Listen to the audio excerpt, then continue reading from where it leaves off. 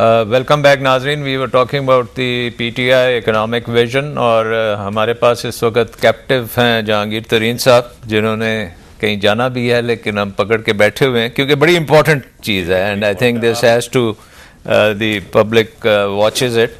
तो एक दो चीज़ें मैं पूछना चाहूँगा। एक, आपने नेचुरल रिसोर्स की बात की।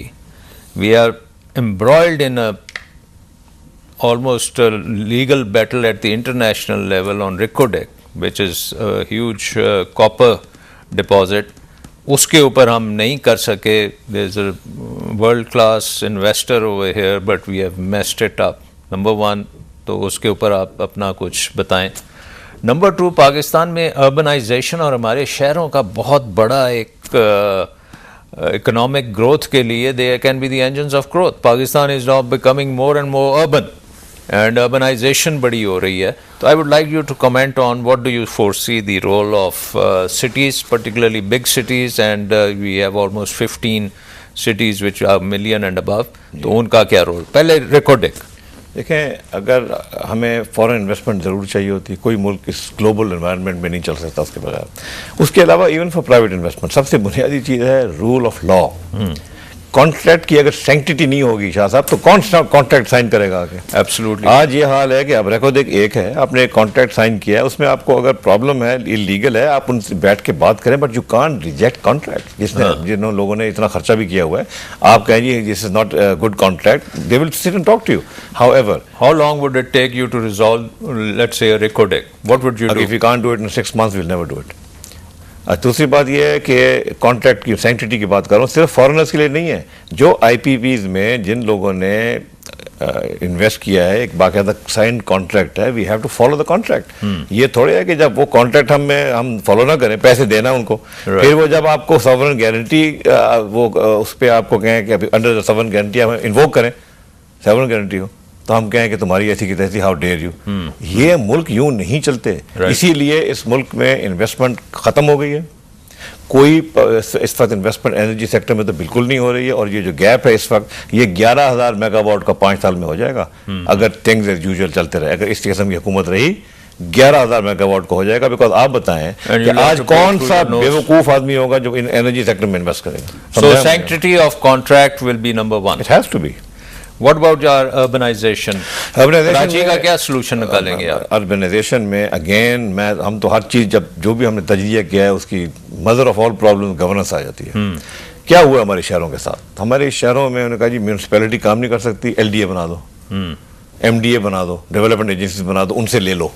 उसके बाद वो सीवेज नहीं कर सकते, वासा बना दो।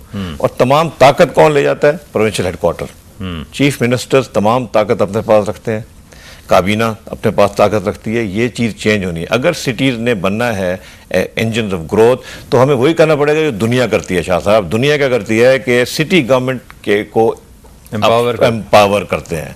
तमाम पावर्स वापस सिटी गवर्नमेंट के पास जानी चाहिए, रिप्रेजेंटेटिव गवर्नमेंट होनी चाहिए, और उनको हेल्प करने के लिए empower the mayors of the cities. we will empower the municipality of the cities. तमाम फंक्शन को हम वापस सिटी गवर्नमेंट में ले जाएंगे। प्रोविंशियल हुकूमत का क्या काम है? वो बिल्कुल हैंड ऑफ तो नहीं होंगे। प्रोविंशियल गवर्नमेंट का काम है कि क्योंकि आप वापस उनको पावर्स दे रहे हैं, कैपेसिटी इश्यूज हैं, तो आप अर्बन डेवलपमेंट की एक टास्क फोर्स बनाएं, एक सेल बनाएं प्लानिंग एंड डेवलपमेंट डिपार्टमेंट में, जो इनको लेटेस्ट दुनिया की कैपेसिटी बिल्डिंग कराए और नई चीजें जो भी होती हैं उनको हेल्प करे। बट फैसला करे मेयर। ये फैसला देखें, मेरा ये बड़ा मेरा पेट पॉइंट ये है कि ये फैसला कि एक अंडरपास ओवरपास यहाँ बनाना है, अंडरपास वहां बनाना है, ये चीफ मिनिस्टर का काम नहीं है। नहीं है। बट आप किसी भी उभरते हुए शहर में जाएं बैरून मुल्क, आपको सब तरफ क्रेन्स नज़र आती हैं। लाहौर, कराची, इस्लामाबाद, कोई क्रेन, एक आध क्रेन भी नहीं होती, वो भी एक थर्ड क्लास, पता नहीं पुराने ज़माने की आती है। तो is this because of over regulated cities? क्या मतलब what is your plan to unleash this देखें ग्रोथ? बड़ी बेसिक बातें। रियल एस्टेट में हमारे मुल्क में कितना कैपिटल लॉक्ड है, इसको हमने अनलॉक करना है, मगर हमने रियल एस्टेट बैरन्स के थ्रू अनलॉक नहीं करना, इसको इदारों के थ्रू अनलॉक करना है। दुनिया में कौन से इदारे होंगे? देखें, एक रीट्स होते हैं, रियल एस्टेट इन्वेस्टमेंट वो ट्रस्ट, तो हमने अपने जमाने में किया था, अभी तक उसका कुछ नहीं बना। हम कर देंगे ना Shah ji. So you are putting life back into One it. thing that they need to change, interject you. Constitution का Article 167 it empower अभी 18th अमेंडमेंट के बाद इट हैज एम्पावर्ड के प्रोविंशियल गवर्नमेंट को प्रोविंशियल कंसोलिडेटेड फंड के against loan raise करने का, लेकिन that has again been made subject to national economic council. हमारे यहाँ पे लाहौर रिंग रोड अथॉरिटी के साथ जब बातचीत चली कि हम आपको कोई इंफ्रास्ट्रक्चर बॉन्ड वगैरह के ऊपर लेके आते हैं, और म्यूनसिपल कॉरपोरेशन इस वक्त तेहरान जैसे ईरान जैसे कंट्री में जो इंटरनेशनल सैंक्शंस का शिकार है, $28 मिलियन की नवाब रोड नेटवर्क बना है और म्यूनसिपल बॉन्ड सुकूक उन्होंने रेज किया। यहाँ पे अभी हमारा कॉन्स्टिट्यूशन इजाज़त नहीं देता कि हम लोकल म्यूनसिपैलिटीज डिस्ट्रिक्ट गवर्नमेंट को फंड रेजिंग की इजाज़त दें। They have to have taxing authority. City government को हम एम्पावर करेंगे, उनको टैक्सिंग अथॉरिटी भी देंगे। Everything the matter ends at the central government level के जी सॉवरेन गारंटी उनकी चाहिए। This is a major change if we want to see development in Pakistan and if we want to empower the municipal corporations के हमें tax भी, वो local tax भी collect करें और लोकल प्रोजेक्ट के लिए वो बॉन्ड भी रेज कर सके। This is something that this government would need to look into कि जितनी जल्दी ये चेंज ला सकेंगे उतनी जल्दी मुल्क में ये तरक्की कर। साहब आप बिल्कुल सही फरमा रहे हैं, और मैं तो देखता हूँ कि दुनिया ने जहाँ तरक्की की है, जिन शहरों ने तरक्की की है, उन्होंने कैसे की है। कोई ऐसा शहर दुनिया में नहीं है जिसने म्यूनिसिपल बॉन्ड्स के अलावा कैपिटल रेज किया। इसके अलावा काम नहीं हो सकता। हम इसको बिल्कुल करने की पूरी हम करा के देंगे इंशाल्लाह ताला, बिकॉज ये तरीका है।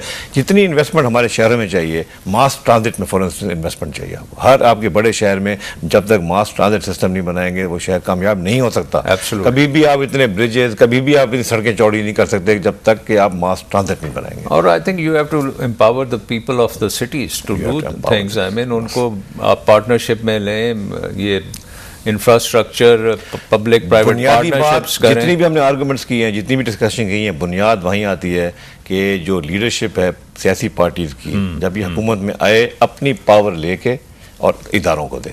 जिस दिन आपने ये काम कर दिया, ये मेंटल ब्लॉक है हमारा, उस दिन जिस दिन हमने ये काम कर दिया, ये मुल्क तब्दील होना शुरू हो जाएगा। इरफान, आपका क्या एडवाइस होगा? What would you give them कि all round, I mean we have had very good discussions and I think खासी कंफर्टिंग बातें भी हुई हैं। आर यू मोर कंफर्टेबल या यू थिंक कि अभी इंटरेक्शन और चाहिए? देखिए, एक तो मैं जैसा पहले भी कहा, we are very happy to see कि किसी भी फर्स्ट टाइम पाकिस्तान में किसी भी पॉलिटिकल पार्टी ने इस तरह अपना एक इकोनॉमिक प्लान दिया और उसके बाद डिस्कशंस कर रहे हैं। और आई होप कि इन दी कमिंग डेज अहेड ये बिज़नेस कम्युनिटी से भी कंसल्टेशन करेंगे, जो कि मैं शुरू में भी कहा वो भी बड़ा इम्पॉर्टेंट एक एलिमेंट है। उनको कॉन्फ्रेंस में बिज़नेस कम्युनिटी को लेना चाहिए साथ में। लेकिन कुछ चीज़ें मैंने देखा इसमें अब थोड़ा सा जो लैकिंग है, बाकी ओवरऑल बहुत अच्छी पॉलिसी है, उसको इम्प्लीमेंट कैसे करना है, that is the main thing. Policy is very good, इसमें तो कोई वो नहीं दो राय। लेकिन एक चीज़ जो हमारी एक्सपोर्ट्स बढ़ाने के लिए, जैसे हमारे सिर्फ $22 अरब पे, आज बांग्लादेश देखे ना, आज वो $24 अरब पे पहुंच गया।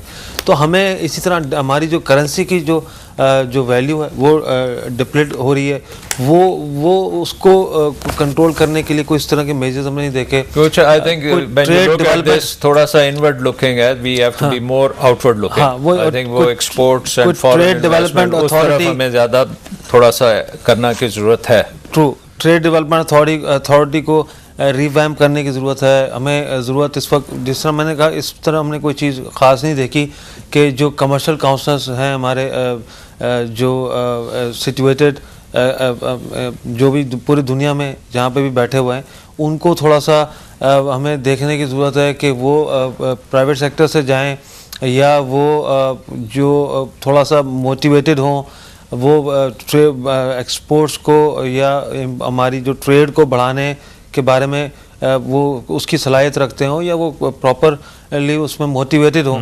तो वो इस हवाले से, क्योंकि देखें अभी अगर हम इतने ही एक्सपोर्ट टारगेट अचीव करते रहेंगे तो फिर तो हमारी रुपी वैल्यू कुछ नहीं रहेगी, स्टिल बढ़ती जाएगी।